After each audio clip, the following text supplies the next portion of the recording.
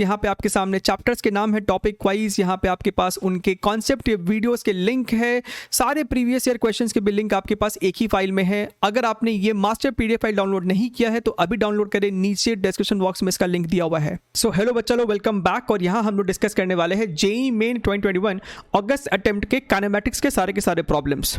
ठीक है, तो चलिए हम लोग अपने इस वीडियो को शुरू करते हैं। और ये अपना फर्स्ट क्वेश्चन है, ये हमसे पूछा गया था 26 अगस्त शिफ्ट 1 में।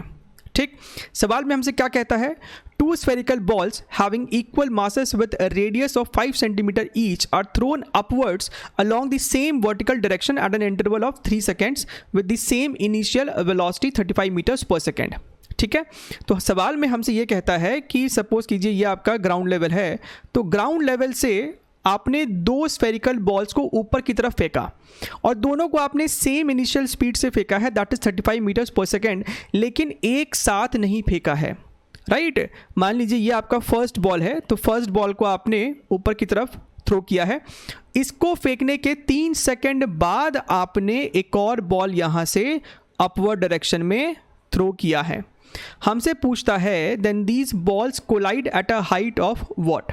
अब एक बात तो श्योर है कि ये दोनों जब अपवर्ड जर्नी कर रहा था तब तो कोलाइड नहीं करने वाला है, ये तब कोलाइड करेगा जब ये वाला बॉल आपको ऊपर जाके डाउनवर्ड मोशन भी स्टार्ट कर देगा, only then collision is going to take place. Second ball अभी भी ऊपर ही जा रहा होगा और जो पहला वाला बॉल है वो अपना डाउनवर्ड मोशन ऑलरेडी स्टार्ट कर चुका होगा। राइट, ये हो गया पाथ ऑफ फर्स्ट बॉल और ये हो गया पाथ ऑफ सेकेंड बॉल। तो कहीं एच हाइट पे आपको कोलिजन हुआ होगा, हमसे यही एच हाइट पूछी जा रही है क्वेश्चन में। ठीक है, तो चलिए हमारे पास इसका फिगर यहाँ पे प्रॉपर तरीके से बना हुआ है। ये ग्रीन वाली आपकी हो गई फर्स्ट बॉल, ये ब्लू वाला आपका हो गया सेकेंड बॉल। राइट, तो एक बात हम यहाँ पे कह सकते हैं ना कि अगर हमने मान लिया कि ये जो हाइट है इसको हम लोग मान लेते हैं small H. Right, ground level से इस हाइट को हमने मान लिया है स्मॉल एच, कि स्मॉल एच हाइट पे भैया जो है अपना कोलिजन होने वाला है। अगर हमने बोला कि इस ग्रीन वाले बॉल को स्टार्ट से लेके यहाँ तक आने में लगता है t सेकेंड्स, बात को समझिएगा, यहीं पे बच्चे थोड़ा सा है ना गलती करते हैं। अगर इस ग्रीन वाले बॉल को यहाँ तक आने में लगा है t सेकेंड्स, तो इस ब्लू वाले बॉल को कितना टाइम लगा होगा, t-3। Right, agreed. क्यों? क्योंकि ये जो ब्लू वाला बॉल है वो 3 सेकेंड बाद फेंका गया है, तो ये 3 सेकेंड कम ट्रैवल किया है। तो अगर ग्रीन वाले ने यहाँ स्टार्टिंग से लेके यहाँ तक अगर उसने t सेकेंड्स लिया है तो ब्लू वाले ने लिया होगा t-3 सेकेंड्स। ठीक है, अब हमारे पास वर्टिकल डिस्प्लेसमेंट का इक्वेशन है, that is vertical displacement is equal to UYT plus half AYT square. Right, अब अगर आप ध्यान से देखें तो दोनों पार्टिकल इस समय एक ही वर्टिकल डिस्प्लेसमेंट यानी बॉटम से h हाइट पे है, यानी कि ये जो इक्वेशन होगा दोनों के लिए सेम लिखेंगे। तो अगर हम ग्रीन वाले की बात करें तो इनिशियल स्पीड तो दोनों का ही आपको 35 था, जिसे हम यहाँ पे शुरुआत में UI मान लेते हैं। सो UI दोनों ही बॉल्स के लिए 35 है। ठीक, सो देखिए किस तरीके से इक्वेशन लिख सकते हैं, vertical displacement of first ball is equal to vertical displacement of second ball, जब आपको कोलिजन हुआ होगा। सही बात है एकदम, that is equal to UY, पहले बॉल ने लिया है t सेकेंड्स, माइनस लगा रहे हैं क्योंकि आपको जो एक्सेलरेशन है वो डाउनवर्ड डायरेक्शन में है, तो माइनस g का इस्तेमाल करेंगे।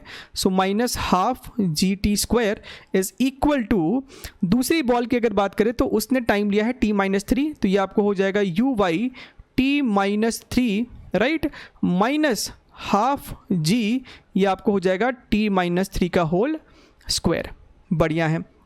अब यहाँ पे ध्यान से देखिए, ये आपको हो जाएगा UYT minus half GT square is equal to, यहाँ पे भी आप ब्रैकेट्स को जो है वो खोलना शुरू कर दे, तो ये आपको हो जाएगा UYT-3 UY, ये आपको कितना हो जाएगा, this is going to be your minus half GT square, this is going to be your 9, so this is going to be your minus 9/2G, और ये आपका हो जाएगा माइनस माइनस प्लस। राइट, सो ये आपको हो जाएगा G/2 मल्टीप्लाइड बाई 6T। ठीक, अब यहाँ पे ध्यान से देखिए, आपके कुछ टर्म्स कैंसिल हो जाएंगे। दिस इज योर UYT खत्म, हाफ GT स्क्वायर भी खत्म। सो लेफ्ट साइड में आपका 0 है, यहाँ पे आपका -3 इंटू 35 है, यहाँ पे आपका -9/2 into 5 10, right. So 9/2 multiplied by 10 and here you have a plus, G is your 10, so 10/2 is 5, 30T। तो यहाँ पे अगर आप ध्यान से देखिए तो ये आपको हो जाएगा 5। सो यहाँ से आपको दिखेगा कि जो 30T है that is equal to how much, यहाँ पे आएगा आपका 105, यहाँ पे 45 है, so this is going to be 150। सो T देखिए आपका निकल के आ जाएगा 5 second. Now this is the time at which collision occurred. लेकिन हमसे टाइम नहीं पूछा है, हमसे वो हाइट पूछा है जहाँ पे कोलिजन हुआ था। तो वो निकालने के लिए अगेन आप किसी एक पार्टिकल के लिए ये वाली इक्वेशन लिख देंगे। बात समझ में आ रहा है? So height is equal to, अगर हम इसी का इस्तेमाल कर ले तो ये आपको है बेसिकली यहाँ पे UYT minus half GT square. So UY is nothing but your 35 into 5 minus half G, right. So 10/2 यानी 5 है, सो 5 इंटू टाइम का स्क्वायर अगेन 5 का square that is your 25, right. यहाँ पे आप चाहो तो 5 को कॉमन ले लो, so 35 minus 25 and this is your 50। So इस सवाल का जो सही जवाब है दैट इज योर 50, ठीक। सो आई होप आपको ये सवाल पूरा समझ में आया है, क्लियर है। और इस बात पे हमेशा ध्यान रखें, ये वैरायटी जो है जेईई मेंस बार बार पूछ रहा है, राइट, जहाँ पे आपको एक साथ चीज़ें नहीं गिर रही हैं, किसी इंटरवल पे गिर रही हैं या फिर फेंकी गई है। अब देखिए, a bomb is dropped by a fighter plane flying horizontally to an observer sitting in the plane, the trajectory of the bomb is what? ठीक है, तो ये बेसिकली आपको एक न्यूमेरिकल नहीं, एक कॉन्सेप्चुअल क्वेश्चन हो गया।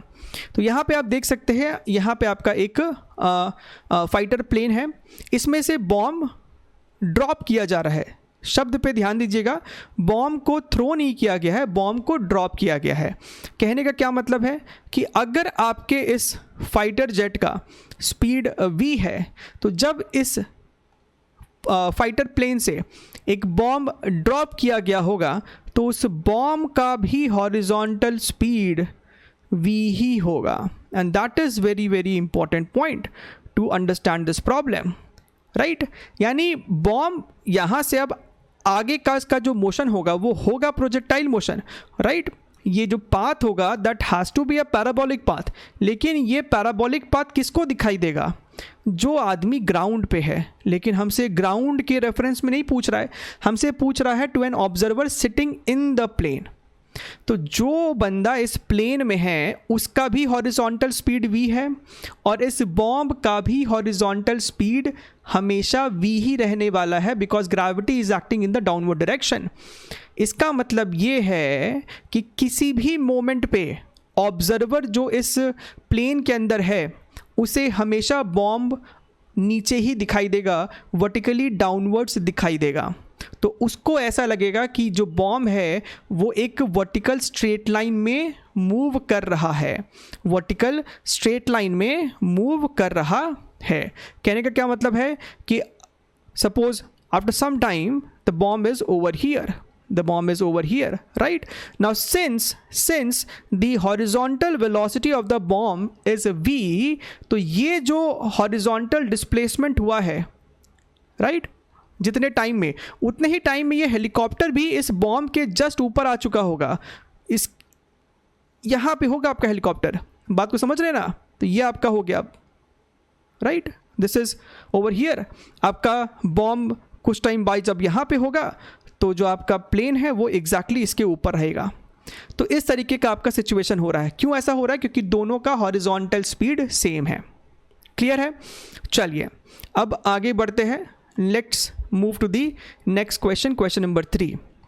देखिए, a huge circular arc of length 4.4 light years subtends an angle 4 second at the centre of the circle. How long it would take for a body to complete 4 revolutions if its speed is 8 AU per second? तो ये सवाल basically calculation का है, इसमें बहुत ज़्यादा कुछ है नहीं कॉन्सेप्ट। अब ध्यान से देखिएगा, हमसे पूछ रहा है कि हाउ लॉन्ग। सो अगर हमसे कोई टाइम पूछता है चक्कर लगाने का तो क्या हो जाएगा, सरकमफ्रेंस अपॉन स्पीड। सो सरकमफ्रेंस आपका हो जाएगा 2πr अपॉन v। लेकिन हमसे एक चक्कर का नहीं पूछा है, हमसे पूछा है 4 रिवोल्यूशन का, तो यहाँ पे हमें साथ में 4 भी मल्टीप्लाई करना होगा। ठीक है, अब बात आता है कि उस सर्कल का रेडियस कितना है। तो हमें क्वेश्चन में ये भी बताया जा रहा है कि मान लीजिए ये आपका सर्कल है, मान लीजिए ये आपका सर्कल है, तो एक आर्क लेंथ हमें दे दिया है, एक आर्क लेंथ हमें L दे दिया है, और हमें ये बता रहा है कि ये जो आर्क लेंथ है कितना एंगल सबटेंड कर रहा था सेंटर पे। मान लिया कि एंगल थीटा है, ये रेडियस r है, तो हमें L थीटा और r के बीच में एक रिलेशन भी पता होता है। What is the relation sir?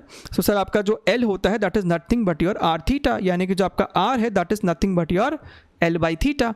तो यहाँ पे हम इसे रिप्लेस कर देंगे। सो टाइम का फॉर्मूला अपना बन जाएगा 2π, r की जगह आप लिखोगे अब L by theta multiplied by 4, और डिनोमिनेटर में आपका स्पीड तो है ही। ठीक, अब फिलहाल के लिए इस डायग्राम को हम यहाँ से हटा सकते हैं। यहाँ पे हमें अब डेटास को बस सब्स्टिट्यूट करना है। सो 2π की जगह तो 2π लिखाएगा। लेंथ ऑफ द आर्क कितना है, 4.4 light year, 4.4, and 1 light year is this much, that is your 9.46 into 10 to the power 15।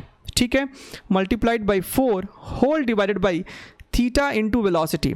Now speed कितना है, स्पीड भी हमें यहाँ पे देखिए दे रखा है क्वेश्चन में 8 AU पर सेकेंड, राइट।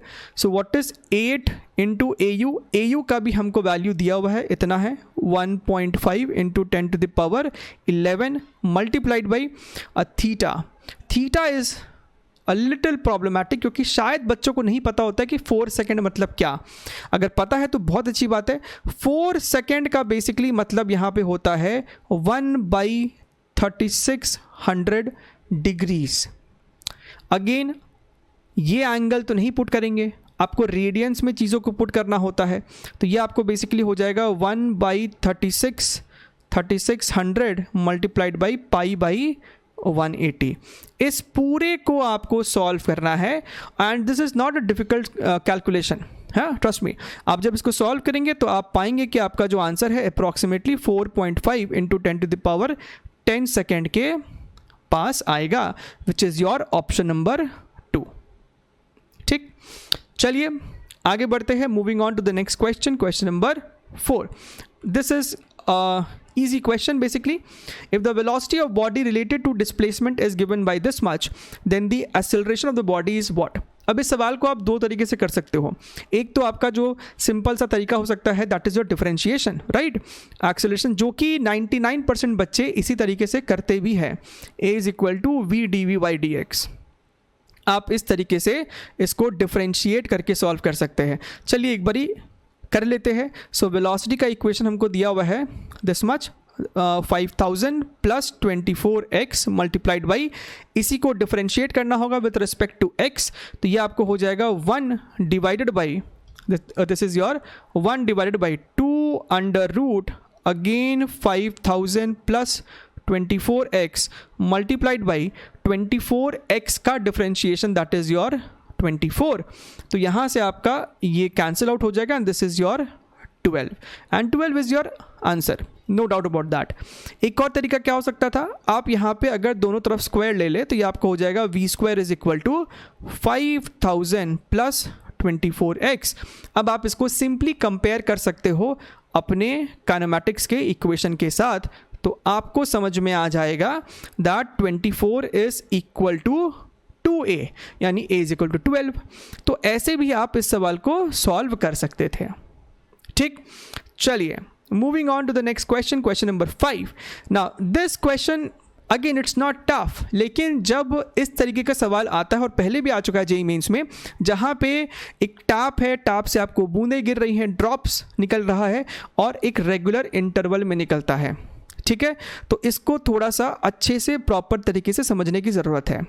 सवाल में क्या बोलता है, water drops are falling from a nozzle of a shower onto the floor from a height 9.8 meters. The drops falls at a regular interval of time.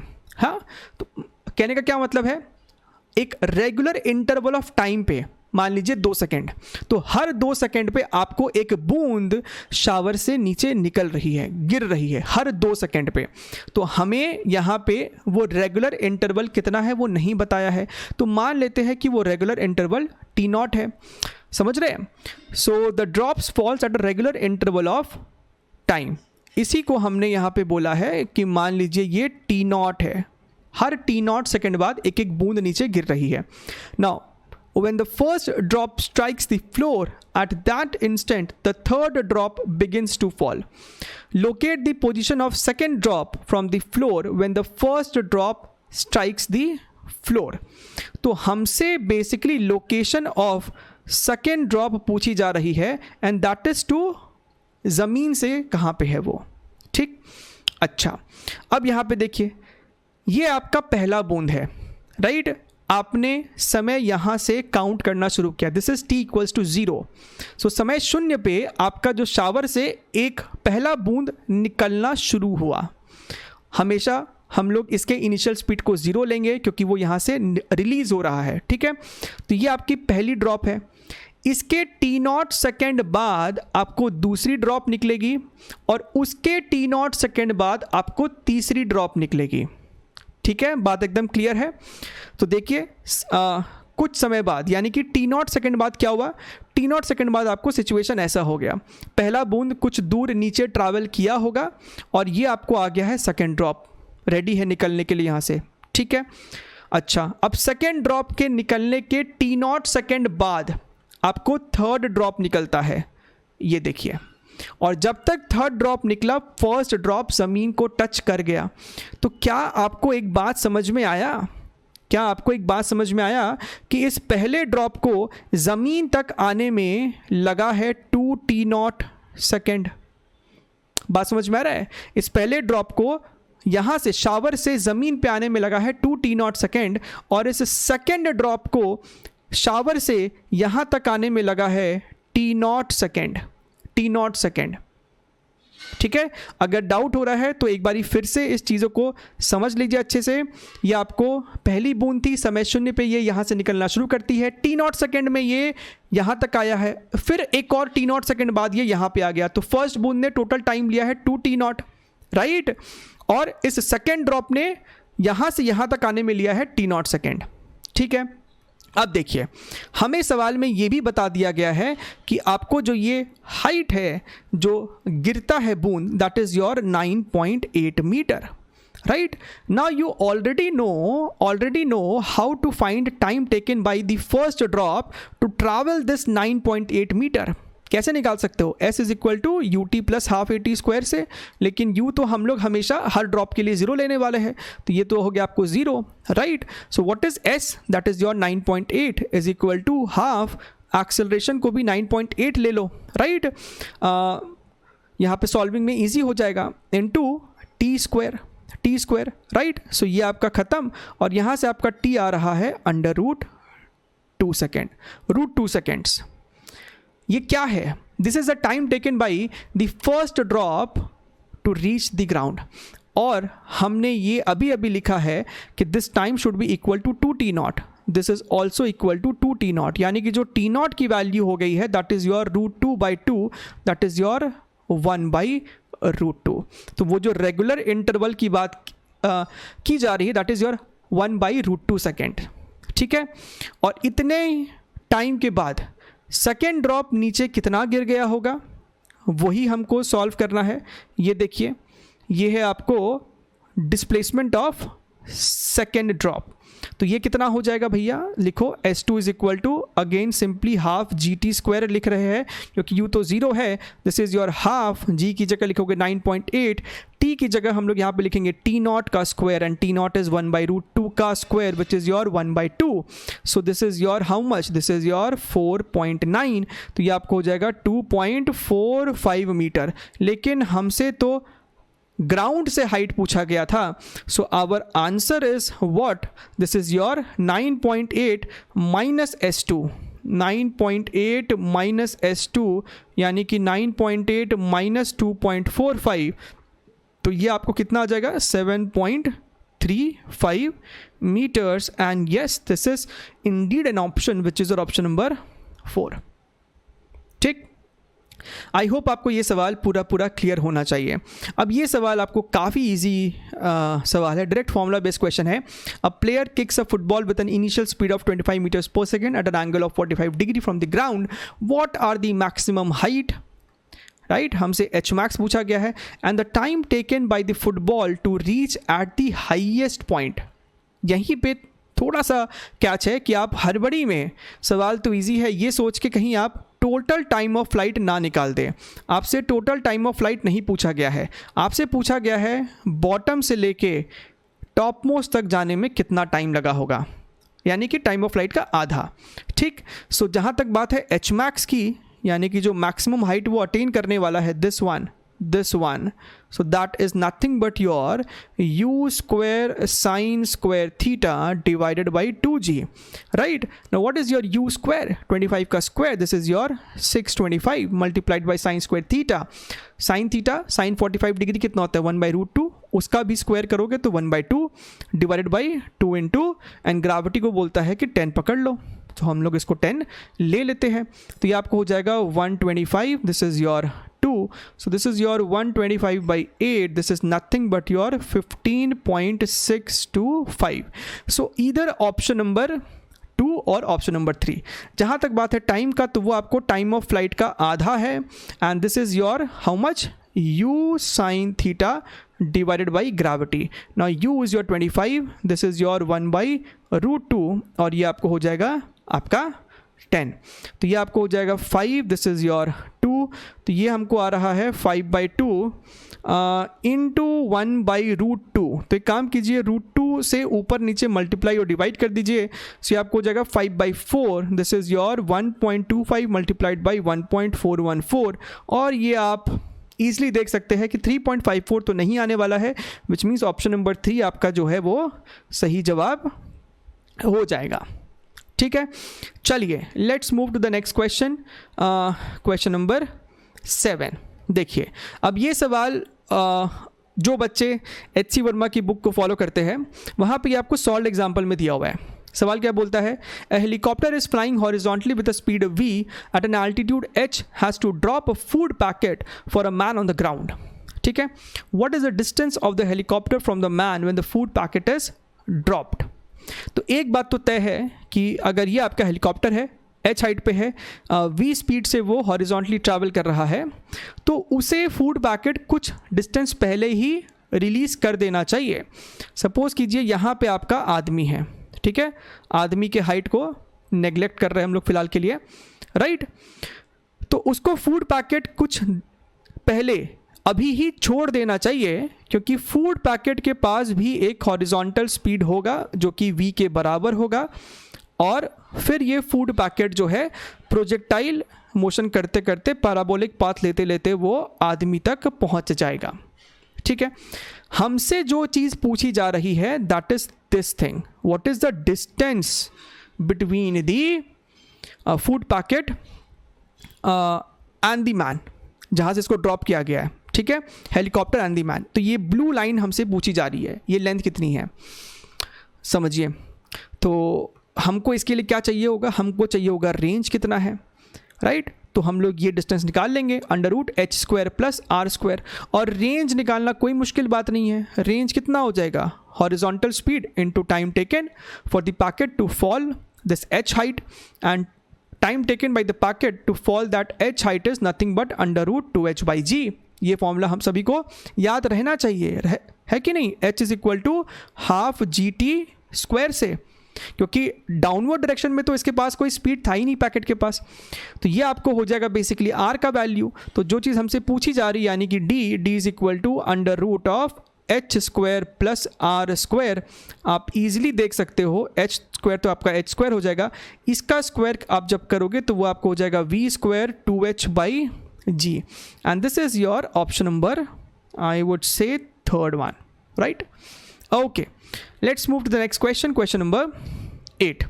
Okay, ध्यान से देखिए सवाल को. A particle is moving with a constant acceleration a.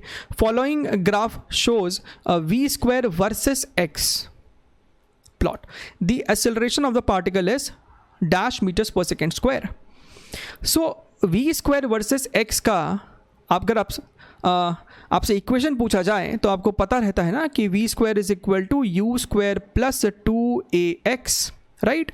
तो अगर हम लोग v square इसको इस तरीके से अगर लिख दे तो क्या आप समझ रहे हैं, अगर हम इसे कंपेयर करें किसके साथ, y is equal to M X plus C के साथ, तो आपको समझ में आना चाहिए कि आपका जो ये 2a है, राइट, वो आपका स्लोप है, वही आपका स्लोप है. सो हमको समझ में आ रहा है कि slope is nothing but your 2a. अब ग्राफिकली भी स्लोप हम देख सकते हैं, ग्राफिकली भी हम लोग स्लोप देख सकते हैं ना.